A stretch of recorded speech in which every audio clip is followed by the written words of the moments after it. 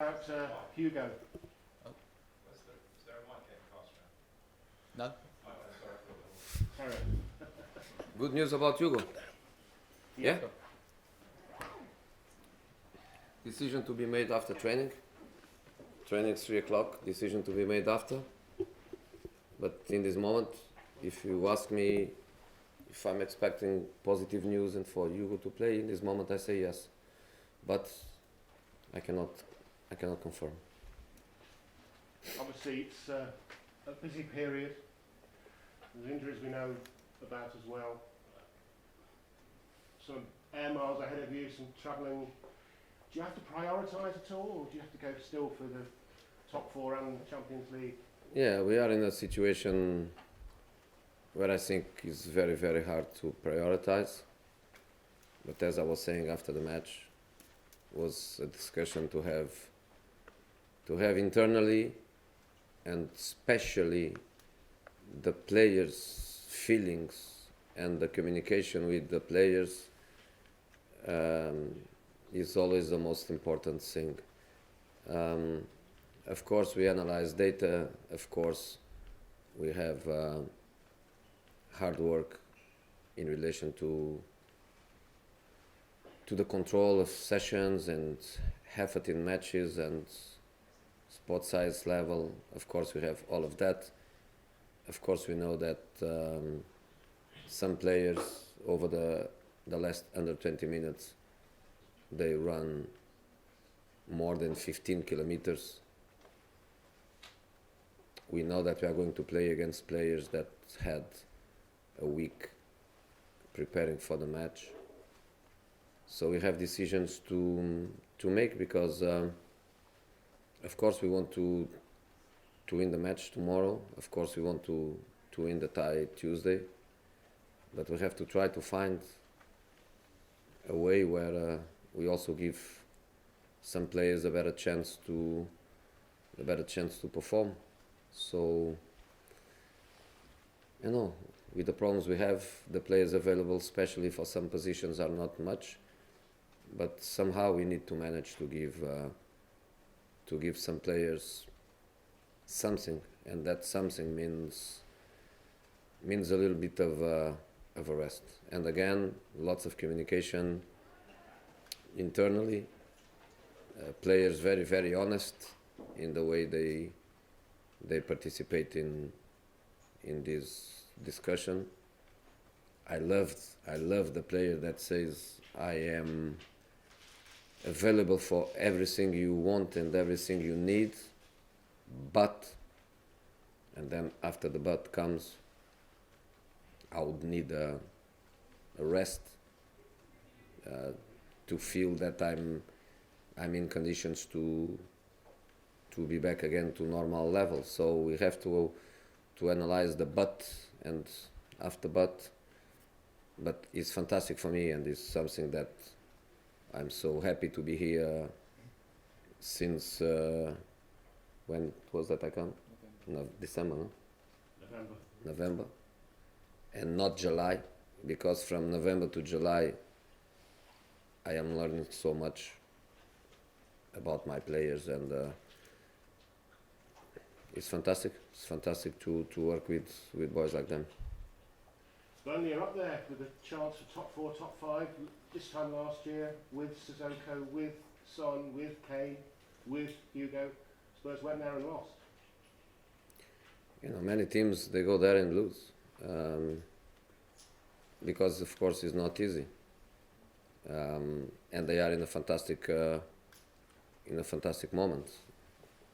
When we played them the first time, the situation is impossible to repeat, because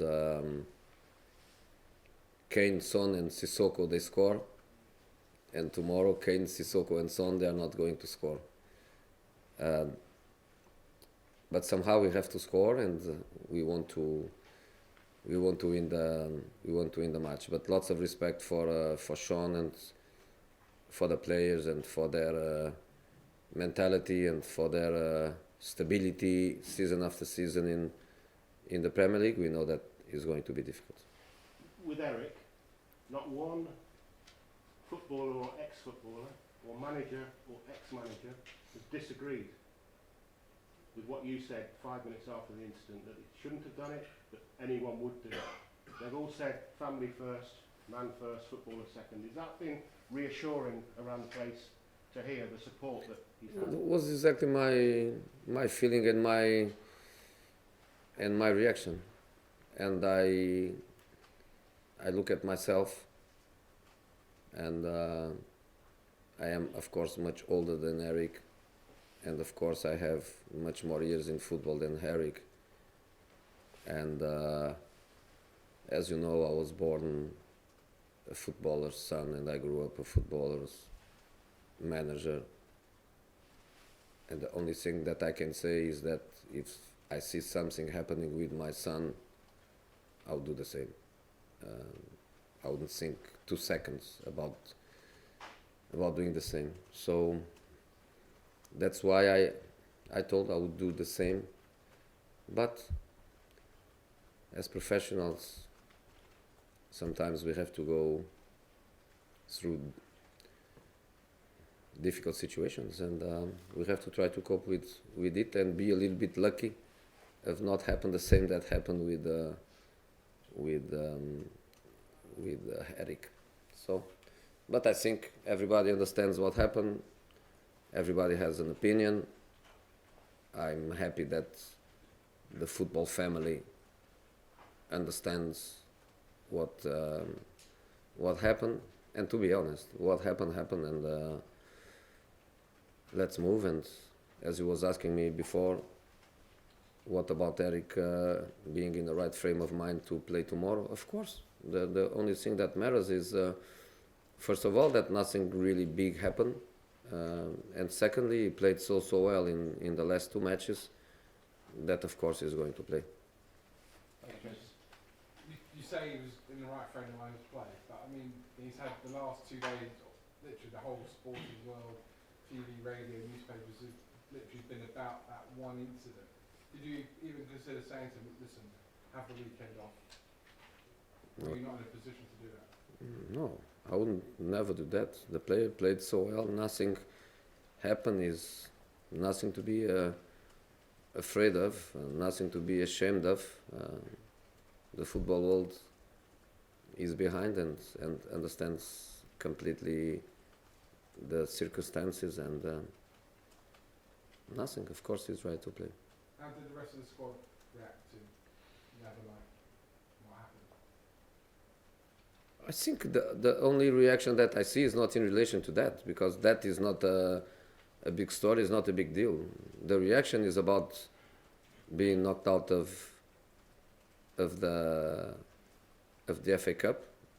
That is the reaction that we need. That's the reaction that the players are showing. That's the only thing that matters. And again, with the limitations we have, we did so many things well in the game.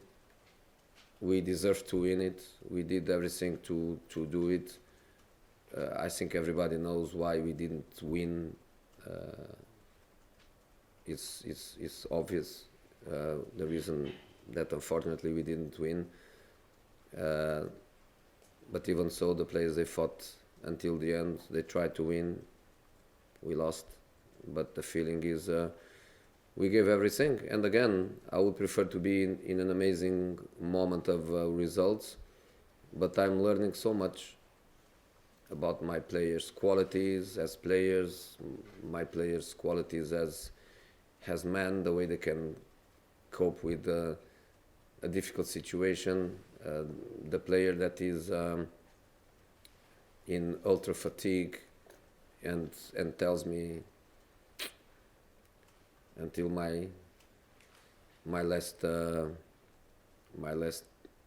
inch of energy, I'm ready to do everything you need me to do. So I'm learning so much. So that's good. You say some players have asked you, or may ask you, for a rest. Nobody asked me for a rest. Everybody told me, the ones that they feel they need a rest, they didn't ask me for a rest. They told me, I am ready to do or to try to do anything you need from me, but, and then I have to process the but, and I have to try to find a balance and to try to find a team with possibilities to win both matches, which is something that of course we cannot promise, but it's something that we have to prepare ourselves and to be convinced that we can do.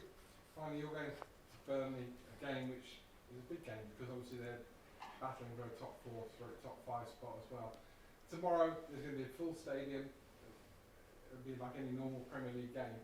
But Steve Bruce has come out and said that because of the coronavirus, soon we may be playing games behind closed doors.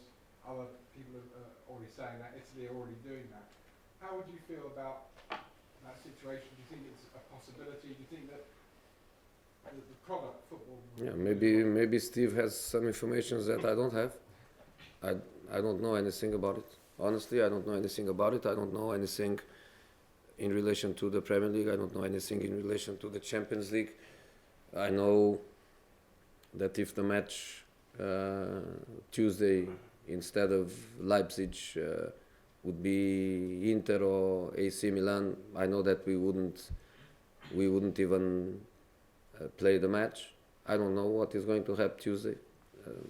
In this moment, I think, especially in relation to the match tomorrow, that the match will be full stadium, and maybe Steve knows something that I don't know.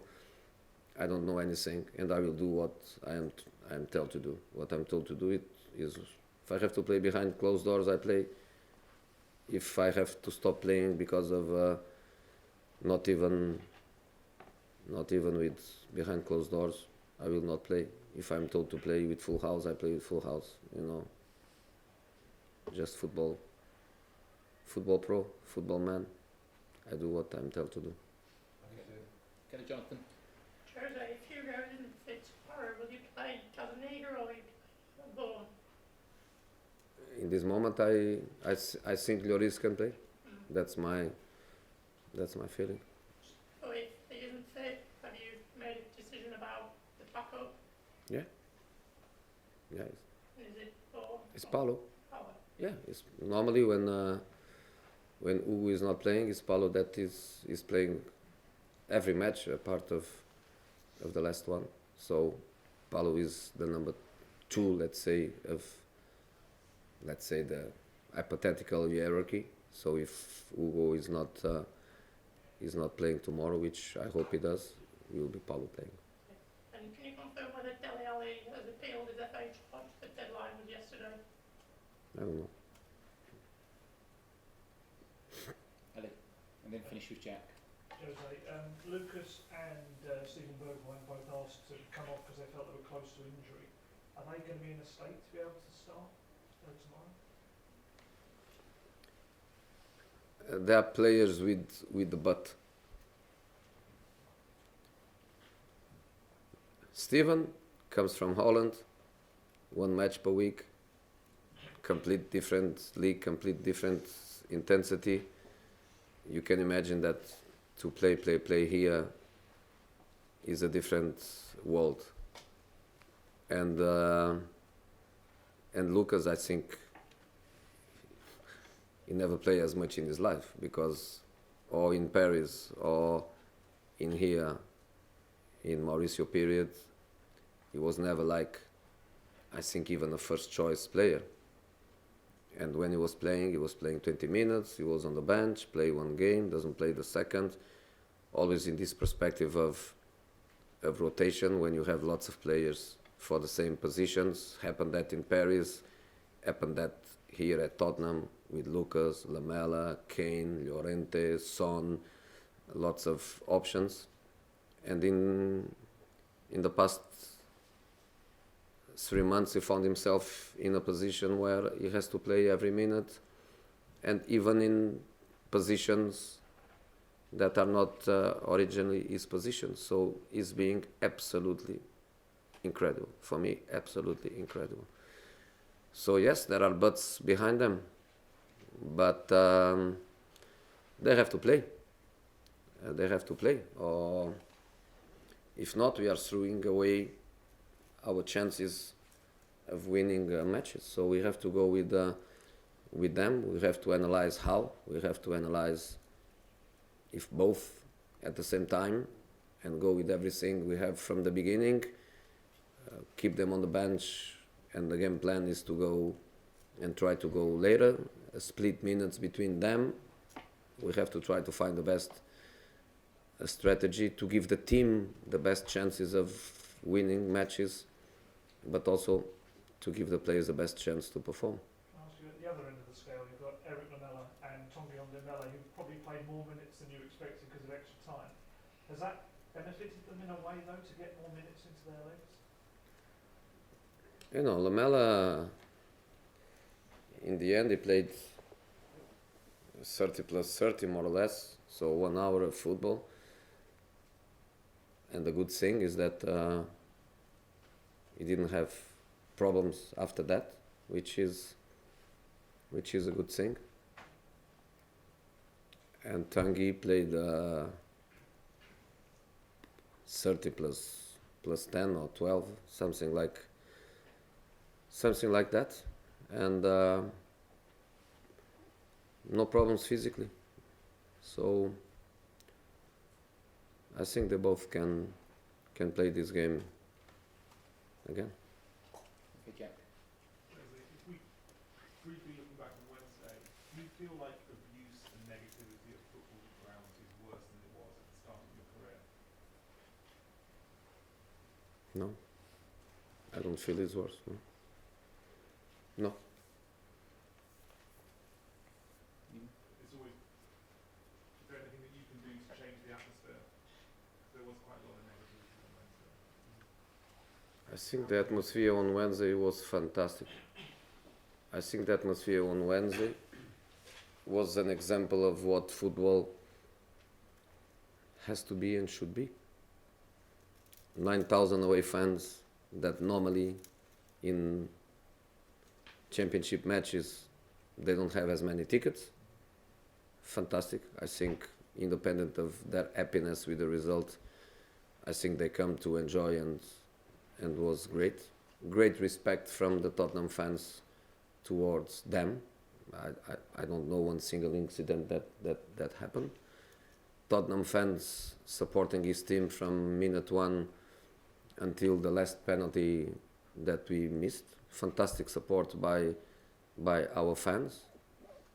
I didn't see any negativity, and if somebody had a little incident in the end, I prefer to focus on the beautiful things that happen in the game and to praise fans from both clubs for such a fantastic support. Wednesday night, cold, rainy night, huge stadium, completely full, great atmosphere, big fight, no incidents between players, 2 or 3 yellow cards by normal actions. Great relation between the 2 benches. We have a fantastic relation between the staffs. Good referees, and the only thing, honestly, a part of that incident that I didn't like was that on the penalty shootout, the assistant that was on the line and the VAR, they were sleeping. They were sleeping because if they were not sleeping, every penalty that Krul saved should be repeated. So they were a bit tired, it was too late, and they were sleeping. Okay, last one from Declan. Yeah, Jose, I don't know if you saw, but Baltimore Brito did an interview this week and he discussed you as a player, and he said you were annoying, you moaned a lot, and you were lazy, which sounded quite harsh. I wonder if you had a response to that. Me as a player. Is he telling the truth? Correct. Absolutely correct. How would Jose Mourinho, the manager, dealt with Jose Mourinho, the player? I wouldn't play him. I wouldn't play him. That's so easy. You sold it? Hmm? Sold? Offer. Take him. Take him for free. Thank you guys, have the cameras off.